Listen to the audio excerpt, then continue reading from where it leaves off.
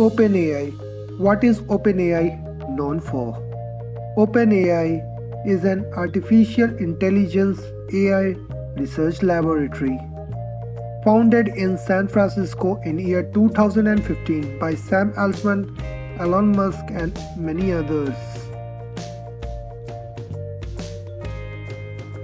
OpenAI's useful tools are chatgpt, a future Google killer application. You must use it.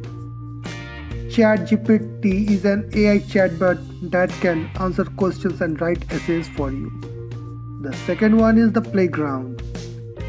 In playground, you can ask the AI to write anything that you want. It will write it for you.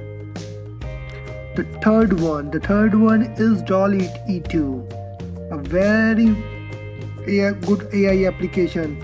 It can create a realistic images what you can describe, and it can create an images for you. Subscribe to our channel and hit the bell icon so that you can get more updates on our videos explaining the OpenAI tools.